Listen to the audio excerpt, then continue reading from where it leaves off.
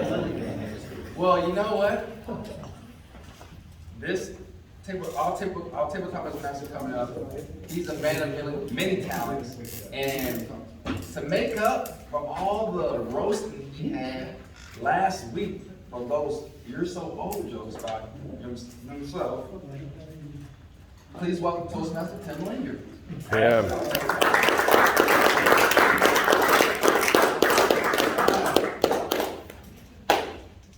Good morning, Toastmasters, once again.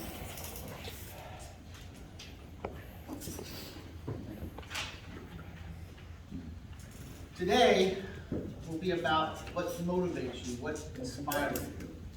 So the first table topic is what motivates you about life? Toastmaster Dan Hall. Yeah.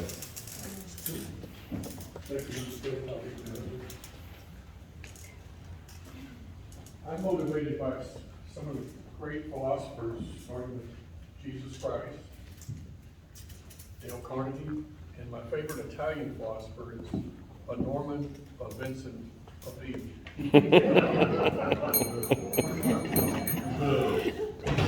What motivates you? Growing up, I was never the kid that was motivated by harsh discipline. Some kids are, Marines, it makes them tough, it makes them better. They just crushed me. I needed positive reinforcement, I guess, or acceptance or love. And my great philosophy that gets me through everything is nothing succeeds like success. So I need a success to build on.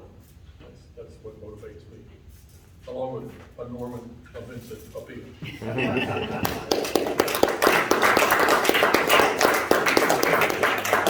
Thank you, Toastmaster. What motivates you about real estate? Benjamin.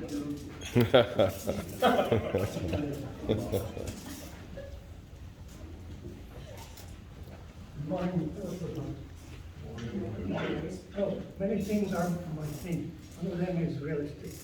And when I meet some of my clients, I appeal to their good taste, especially if I am showing the house with curb appeal. So,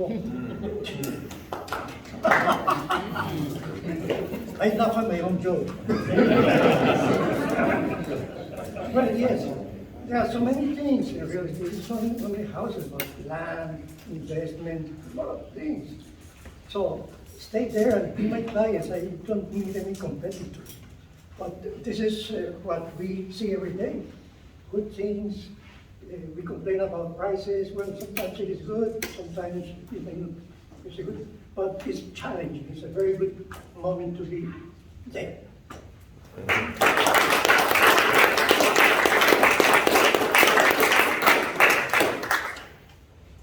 What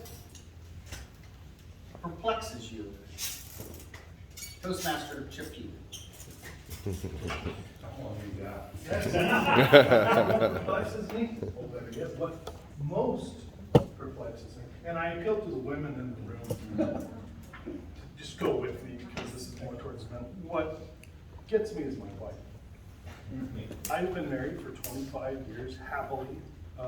We're both in love as much as you can be 25 years living.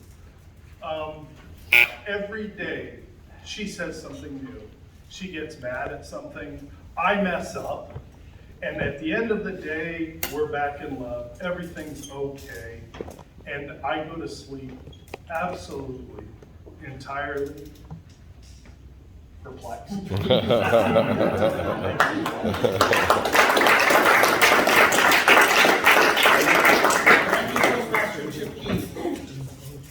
As you're listing the table topics and you hear a good one that you'd like to vote for, make sure to write down their name versus the guy in the suit with the tie. No suit with the tie. Toastmaster, I'm sorry. What? Tell me about something else. Toastmaster.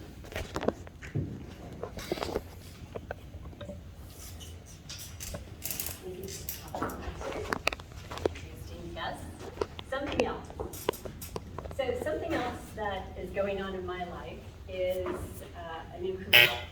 So many of you know my stint at Darden, you know my stint as a professor at Beach Atlantic University, and the times that I worked at Collins College overseeing executive education. But during the coronavirus, I decided to go to something that was more fun. I wanted a more interesting life. So something that has always inspired me has been massage. I've always wanted to learn more about the human body. And I went back to school and I became a licensed massage therapist. And I'm also becoming a posture specialist, because there's a huge correlation between Alzheimer's these days and our posture. So my appeal to you is to sit up straight in your chairs right now to ensure that you are allowing your blood to go to your neocortex for proper functioning and to engage your executive brain. And I also appeal to you to ensure that you get a massage as regularly as possible. It's very important for your well-being. And I want all of you to do well.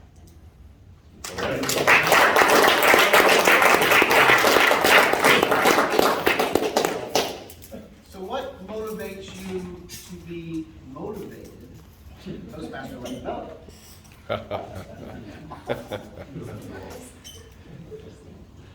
So what motivates me to be motivated?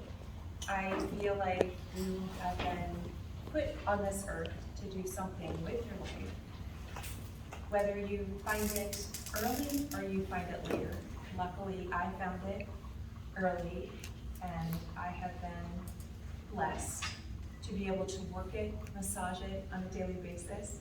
I was hoping that the real estate question was posed to me, because I eat, sleep, and drink real estate. I love it. It is what gets me out of bed every single day. Coming here for Toastmasters is also self-development. It enriches our life, and I'm grateful to be a part of it, and also have a career as real estate.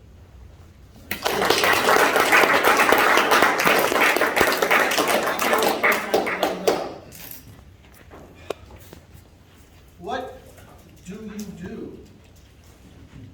Toastmaster James Riggs. Mr. Tabletop Toastmaster, I appreciate the opportunity to speak today. It does appeal to an area I need to develop. I'm going to hijack this and go back to the area of real estate, because recently I was involved in 2 real estate transactions, selling my home and then purchasing a new one. And all along the way, I had friends that were telling me that commission is way too much.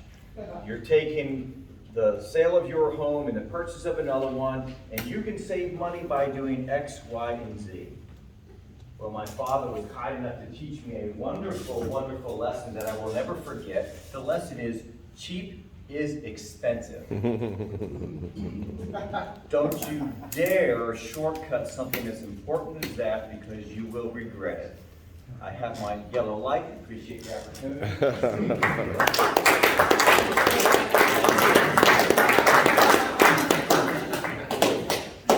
So what makes you happy, Toastmaster Ying? Correct?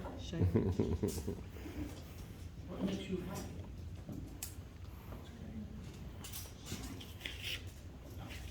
What makes me happy? My life is centered on the kids. So when my kids were born, my father always told me like, now the kids are your high priority.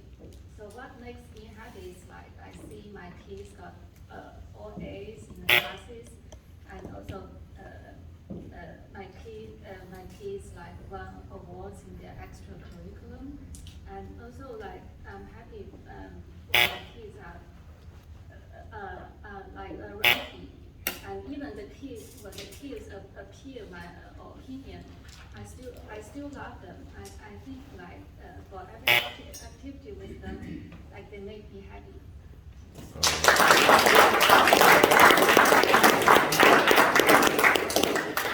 I'm looking for those with food in their mouths. So, what motivates you about music? DTM question, Shane.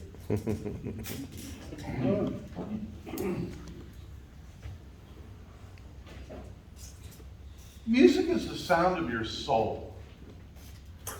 You know, it can make you cry, it can make you laugh, it can make you feel good. It can transport you back instantly. I was driving to take my wife to dinner on her anniversary one year, and our song is Through the Years by Kenny Rogers. And yeah, I get choked up just talking about it. And I said, I looked at her one day, and we were driving to Citrus Club for dinner, and I said, do you want to know how much I love you? And she goes, okay. I put on Through the Years, just the intro, because I'm a musician, I don't need the lyrics. Just the intro, and I cried like a baby. I stand at concerts with tears streaming down my face. Nothing brings out emotion like music. And that's why it's the sound of your soul.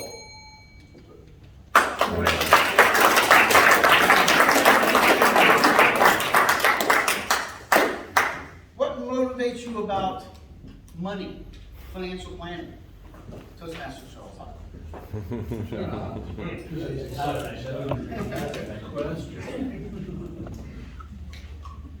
Not much.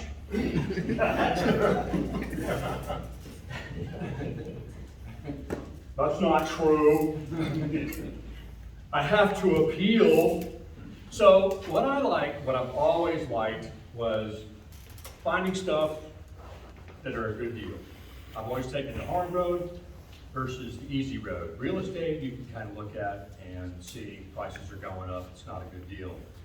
But so are interest rates, so it's going to become a better deal. So I love looking at balance sheets, and I'm kind of a geek when it comes to reading financial statements, and I love looking for value, meaning companies that don't have a lot of debt, got a lot of revenue, you know, Graham and Dodd type investing. This stuff takes time, it takes research. It's not this stuff you hear on CNBC or the, you know, the whatever financial stations du jour. So what motivates me, what appeals to me, is finding that diamond in the rough. Let's make some money. When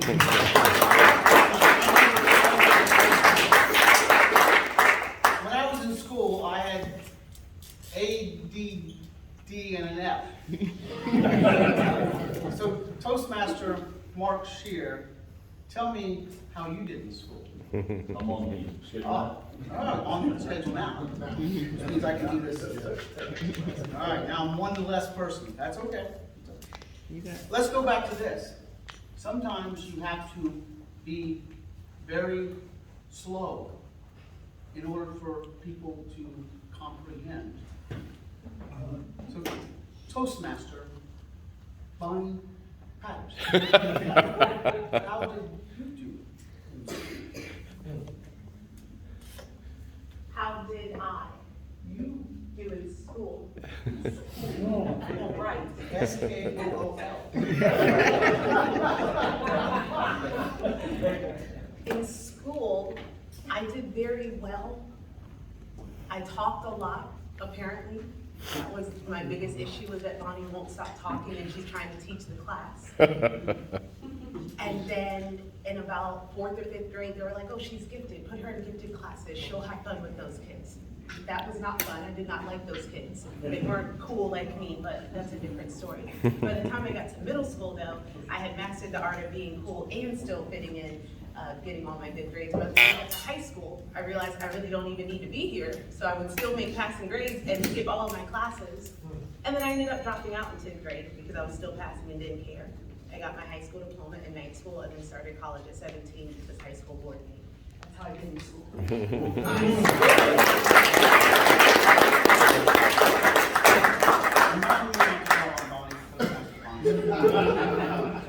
Things I gotta put up with. All right, let's go with this. What?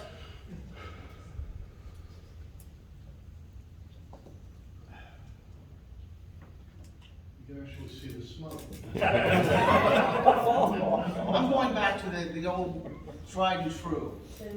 What motivates you? Period. What motivates you, Toastmaster Lillian Kelly? Good morning. When I talk to Toastmasters. That's a very good question. I think different person in their life have different motivations. What motivates me is my past life. I think everybody have related their child grow up. What happened in their life? When I grew up, I have no place to live. Even didn't have a decent rental place. I didn't have food. I didn't have clothes. My toes all the time outside in the winter time on the 8-10 degrees. Can you imagine when you're a child with no shoes? In the summer it's raining so hard. You are barefoot step in the rain. That's what motivates me every day, get up, work hard. That's my motivation. Thank you.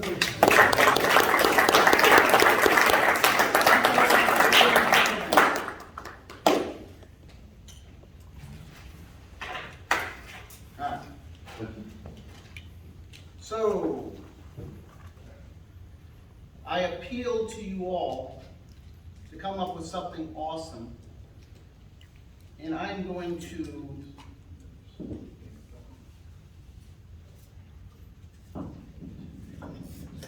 I'm not worried about who I'm calling on, I'm worried about what I'm going to ask him. Okay, how about this? What concerns you, or what excites you about viruses? Toastmaster Tim Taylor. Viruses. Well, we've all been dealing with viruses for the last few months. What motivates me right now is it appears to be going away. Thank God we're not sitting in here with masks on or on Zoom. Who got sick of Zoom? When I hauled that big TV in here every week, I got really sick of it. But you know, talking about motivation, I like to win. You know, I'm an athlete. Can't tell by looking at me anymore, but I was an athlete at one time. I'm going to get a body by bonds one day. But I always wanted to win, and I came in this group, and I suddenly won 10 trophies, and I got a nice little trophy. And I thought it was going to be this great presentation. I'm getting my 10 trophies, and I come in the room, and the week they give it to me, they give Garen the 25 user trophy. And I said, you know what? I am going to win that trophy. So, ladies and gentlemen, I currently have 24 Best Speaker trophies. If you vote for me today, we can do it. I will win the 25. So I appeal to you, my Toastmasters. Vote for me. I will win 25.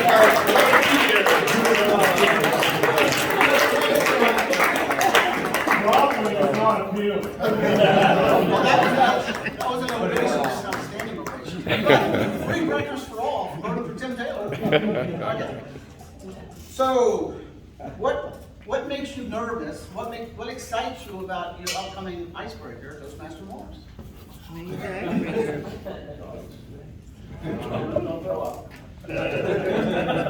Hey, that's encouraging. Good morning, Toastmasters and guests. Good morning.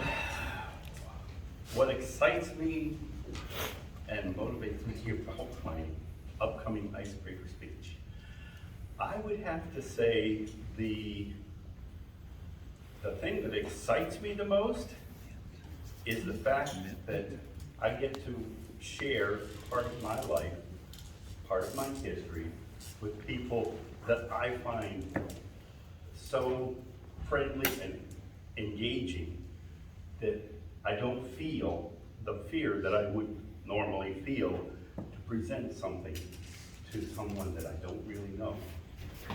The appeal is very, very strong to share my life, parts of my life, with you, because you are so accepting and genuinely friendly. Thank you.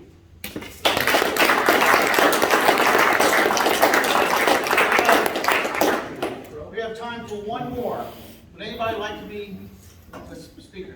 I've heard called Stephen, haven't I? Lazar. Lazar, come back there, Heidi. Stephen didn't get called. Yeah. Oh, okay, that's right. Lazar's ready. All right. So Toastmaster Lazar, What motivates you about Toastmasters? Thank you so much.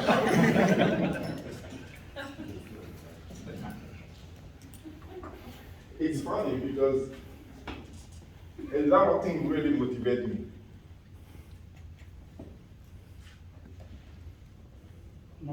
Now everybody's now waiting, right? What is that motivation?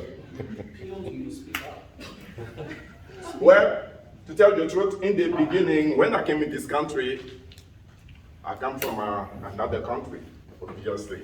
It's from Africa, and we speak French. And my accent is so thick that people cannot even understand what I'm talking. So when I came, I was good in math, so I just went straight to engineering. So they say, you know what, you could take also English. I said, no, I don't want to deal with that. I'll just, math, 1 + 1 is 2 everywhere. So you don't have to know English. So I went and I became an electrical engineer. But later on, I realized that in my profession, it would be really great to learn English properly. So I heard about this. I said, you know what? Let me just join. And I came. I saw good people. So I stayed. Thank you.